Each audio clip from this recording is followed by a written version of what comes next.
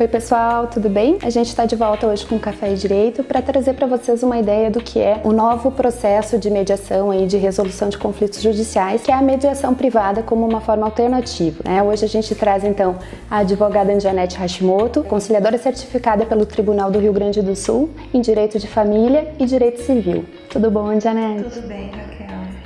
Anjanete, começa explicando para nós o que é a mediação privada, então, e em que casos que a gente pode aplicar a mediação. Primeiro, Raquel, é importante dizer que a mediação ela já existia no Brasil na década de 80. Pelo alto índice, digamos assim, de efetividade dela, o Conselho Nacional de Justiça então encampou ela, através da Resolução 125, posteriormente se tornou lei, em 2015. Também o Código de Processo Civil veio a contemplá-la e incentivar ela, principalmente questões de família. E quando o Conselho Nacional de Justiça trouxe a mediação para dentro do judiciário, onde começou a ocorrer a formação, ele também já pensou na mediação privada, já prevendo câmaras privadas e o mediador privado atuando, após a formação. E na lei, no artigo 9º, é muito claro que diz quem é o mediador, O mediador, ele é então um terceiro, com formação específica e apto para atuar, independente de qualquer instituição. Então, a mediação, ela então veio não como uma forma aleatória de baixar processos, como dizem, sim pela efetividade, ela foi caminhando para dentro do ordenamento jurídico. Então, o que tu está me colocando, só para a gente explicar, é que a mediação hoje, ela está prevista no ordenamento jurídico como uma forma obrigatória dentro dos processos e, além disso, ela é uma forma opcional privada que ela pode ser extrajudicial pela procura do cliente, seria isso? Exatamente, e já vindo dentro da Constituição Federal, através de uma emenda que está tramitando, um direito do cidadão, uma garantia, um direito fundamental. Então, a mediação, o que ela é? Ela é um processo informal, mas ela é um processo informal estruturado, onde tem então o mediador, que é o auxiliar dessas pessoas em conflito, sejam cíveis, sejam familiares, que vai estar entre essas pessoas com ferramentas adequadas, facilitando o diálogo e caminhando naturalmente para um acordo. Então a mediação ela é estruturada, ela tem um processo em que se divide em sessões conjuntas, sessões individuais, novamente conjuntas. O mediador então atuando com princípios entre essas pessoas. Aproveitando, Anjanete, quem são as pessoas que podem se beneficiar quem são as pessoas que podem procurar a mediação? Qualquer pessoa, Raquel, que esteja passando por problemas familiares, desde separações, guarda, majoração de alimentos, problemas com inventários, indenizações, consumeristas, trabalhistas entrando agora também. Também é muito comum já no Brasil em empresas familiares. E numa linguagem assim bem simples, tu pode dizer pra gente, a pessoa foi lá, procurou o mediador, como se dá esse processo de mediação, de forma bem resumida, assim? Então, ela procura o mediador, geralmente é uma das partes, ou então os dois quando estão em acordo para se separar, enfim. E aí o mediador entra em contato com a outra parte, com a outra pessoa envolvida no problema e convida então para vir para a mediação. E isso é o trabalho do mediador em entrar em contato. E recentemente eu escrevi um artigo que foi para dentro de um livro escrito dentro do grupo de políticas públicas da Unisc, onde trata o conflito e o terceiro. E ali eu tive a grata alegria de poder estar escrevendo o que é o mediador, o que é o conciliador, para que as pessoas possam ter acesso e, digamos assim, buscar tranquilamente esse método legal, sigiloso. Então, em síntese, a pessoa procura o mediador apto para fazer mediação e o mediador, então, ele se encarrega de numa pré-mediação, explicar o que é o processo, entrar em contato e realizar a mediação, que vai culminar em um termo de entendimento. Esse processo de mediação, só buscando a tradução dessa linguagem, tá? Ele seria mais uma conversa entre as partes envolvidas, se buscando um consenso de uma resolução, é isso? E a mediação, Raquel, ela não visa exatamente o acordo, mas ela naturalmente caminha para o acordo, porque a mediação ela não trata só a questão jurídica propriamente dita, e sim os interesses que muitas vezes não aparecem no problema. Por que a mãe reiteradamente busca alimentos? Muitas vezes ela quer a atenção do pai, que ele exerça a paternidade. E assim, em várias questões jurídicas, né, a gente que é da área sabe que os verdadeiros interesses às vezes não conseguem ser traduzidos numa petição inicial.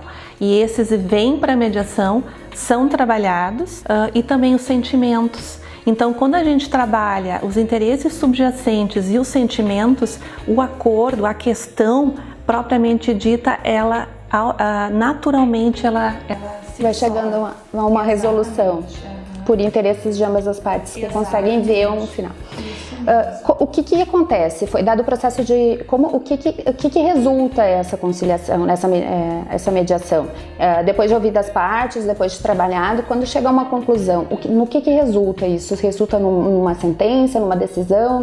O que é essa composição? É dito um termo de entendimento. E esse termo de entendimento, Raquel, ele é um título executivo, né? É extrajudicial. E se as partes preferem que ele seja encaminhado para homologação de um juiz de direito, aí esse termo ele pode ser encaminhado para que haja uma homologação judicial, quando então o termo vai ser tido como um título executivo, né, seria judicial. Se ele não for encaminhado a juízo, ele vai ser um documento, tipo um contrato entre as partes, que pode ser executado no futuro, se não for cumprido, ou ele já é encaminhado para o judiciário para homologação e daí ele vai ter uma força direta de sentença. Exatamente. E é importante dizer, Raquel, que a mediação ela veio para emancipar as pessoas, né?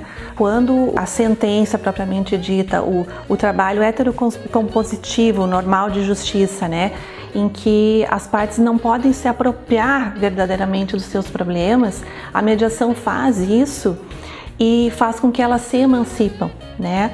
Recentemente eu fiz um curso em formação internacional em mediação familiar e esse termo é, né, do Juan Carlos Vezula, que ele promove esses cursos pelo IMAP, e é essa emancipação que ocorre com as pessoas, né? Elas não precisam ficar caminhando sempre dependentes de um terceiro, né? Isso é importante que fique claro, né? Para a gente esclarecer, para terminar de explicar o que é a mediação privada, tu pode dizer para a gente uma diferença do que seria a mediação privada, uma arbitragem e uma conciliação?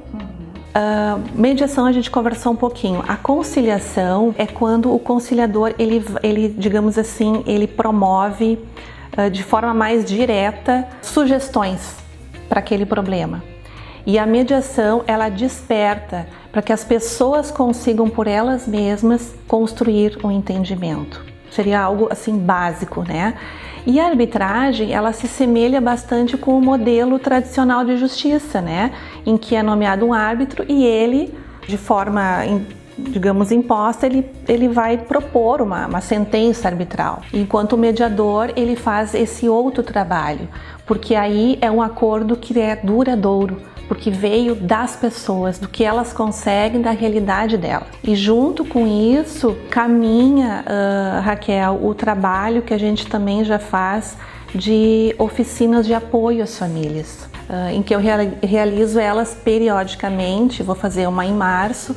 Como eu sou instrutora em oficinas de divórcio e parentalidade no Tribunal de Justiça e agora recentemente instrutora pela Defensoria Pública do Estado, eu já vinha promovendo essas oficinas, que é, digamos assim, um caminho maravilhoso que se descortina no sentido de poder auxiliar as famílias dando um apoio privado nesses momentos de separação, de divórcio, onde são esclarecidas questões, mitos, né, na separação, são esclarecidas questões de alienação parental, como lidar com os filhos nesses ciclos de divórcio, os tipos de guarda, né? E essas oficinas são oferecidas aonde, Janete? Aí no meu espaço privado. Quando eu faço elas gratuitamente, é dentro dos espaços públicos. Que seria o fórum aqui em Santa Cruz. Fórum e agora começando com Defensoria. Para as pessoas terem acesso a essa forma de orientação, que seria mais uma orientação, né? Tipo, vou me separar, o que eu vou fazer, como proceder. Exato. Procura uma oficina dessas para ter um esclarecimento, né? E no fórum elas conseguem ter um acesso gratuito a essa orientação. Então elas podem buscar informação lá no fórum de quando isso vai acontecer, quais são os... Na verdade, são coisas diferentes, porque no fórum tem acesso às pessoas que não têm condições. Então, pensando nisso, eu trago elas para as pessoas de forma privada que muitas vezes não querem nem se expor indo ao fórum. Então, elas podem buscar essas oficinas de forma privada, né, que elas ocorrem em tempos periódicos que eu promovo para buscar essas informações, assim como oficinas escolares, né. Então tá, muito obrigada, Janete, pela participação. A gente espera ter trazido para vocês aí mais uma questão de resolução de conflitos opcional, né? Como a Janete disse, para pessoas que às vezes não querem enfrentar um processo judicial, resolvê-la de forma alternativa e segura, né? A mediação vem aí como uma promessa de evitar aquelas grandes tribulações dos fóruns e aquela grande massa dos processos judiciais. Obrigada. A gente fica por aqui. Um bom café para você. Até a próxima.